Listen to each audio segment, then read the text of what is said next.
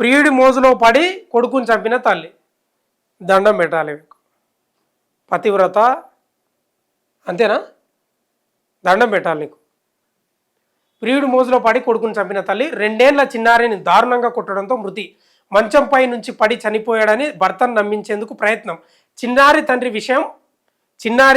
తండ్రి విషయం పసిగట్టడంతో చివరికి కటకట పాలు.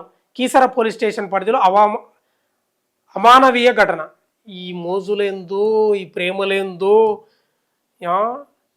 ఇంత దారుణంగా ఉన్నారు చూడు. ఇగో ఇడని చూడు వార్త. ప్రియుడి మోజులో పడి కొడుకుని చంపిన తల్లి. ఇది చదివినానులే హెడ్డింగ్లోనే. ఈడ అసలు స్టోరీకి వద్దాం. కీసర పోలీస్ స్టేషన్ పరిధిలో అమానవీయ ఘటన చోటు చేసుకుంది. ప్రియుడి మోజులో పడి కన్న కుమారుడిని ఓ కసాయి తల్లి కడతీర్చింది. ప్రియుడితో ఏకాంతంగా గడిపేందుకు అడ్డొస్తున్నాడని తన 2 ఏళ్ల కొడుకుని హతమార్చింది. అనారోగ్య సమస్యలతో చనిపోయాడని భర్తను నమ్మించే ప్రయత్నం చేసింది.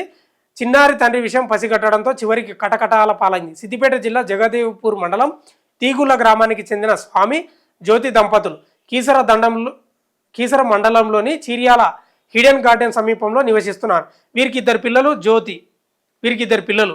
జ్యోతి అత్తగారి ఊరైన తీగుళ్ళకే చెందిన నవీన్ అనే యువకుడితో వివాహేతర సంబంధం ఏర్పడింది. మే 29న మధ్యాహ్నం భర్త స్వామి ఇంట్లో లేని సమయంలో ప్రియుడు నవీన్ జ్యోతి ఇంటికి వచ్చాడంట. సాధారణంగా ప్రతిరోజు పిల్లలను ఎదురింట్లోకి ఆడుకోవడానికి పంపించేది జ్యోతి.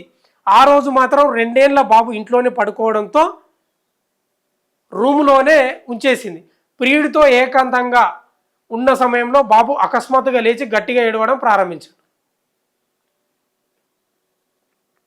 ఎంత దారుణం అండి, ఎంత దారుణం చూడు. ఇప్పుడు భర్త ఇంకా పచ్చిగా మాట్లాడుతున్నా, సారీ ఏమనుకోవద్దు, కానీ ఇప్పుడు భర్తతోటి లేనిదే ప్రియంతో ఏముందో అర్థం కాలే. మరి నాకు ఏముంటుంది, ఏకాంతంగా గడుపుతుంటే పిల్లగాడు లేచినట్ట. ఏం చేస్తాం, అట్లా తయారైన జనాలు. ఈ ప్రియుడితో ఏకాంతంగా ఉన్న సమయంలో బాబు అకస్మాత్తుగా లేచి గట్టిగా ఏడవడం ప్రారంభించాడు. ఎంత బుజ్జగించినా బాబు నిద్ర పోకపోవడంతో జ్యోతి ఆవేశంతో పసికందుపై విచక్షణ రహితంగా దాడి చేసింది.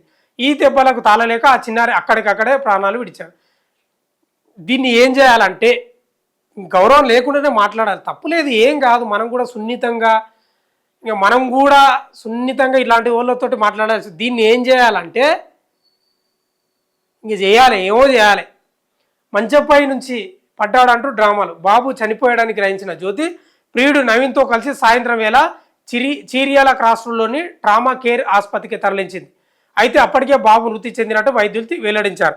దాంతో భయపడిపోయిన జ్యోతి ప్రియుడిని అక్కడి నుంచి పంపించేసి మృతదేహంతో ఒంటరిగా ఇంటికి వచ్చింది.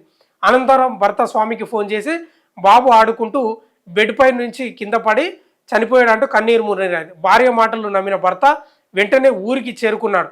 అది సాధారణ మరణమే అనుకొని తమ సొంత గ్రామం అయిన తీగులలో బాబు అంత్యక్రియలు పూర్తి. ఎంత దారుణం అండి ఇది, సిగ్గుపడే ముచ్చట కాదా? తల కిందికి దించుకొని వార్త కాదా?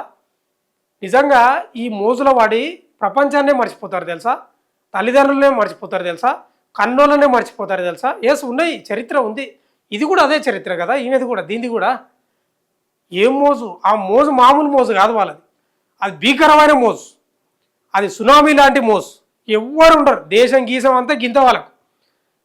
ప్రియురాలు ఇంకా వాళ్ళే ప్రియుడే ప్రపంచం, ప్రియురాలే ప్రపంచం, ఇంకా ప్రపంచం అంతా ఉత్తదే వాళ్ళకి గింతనే. ఎవ్వని లెక్కయ్యారు ఈ మోజులో ఉండి. ఆ మోజుకు దండం పెట్టాలి నిజంగా. చిచి ఎంత దారుణం. దీన్ని ఏం చేయాలో మీరే కామెంట్లో రాయండి, దాన్ని ఏం చేయాలో కామెంట్లో రాయండి మీరే. సిగ్గు తప్పింది, ఇజ్జత్ తప్పింది అది.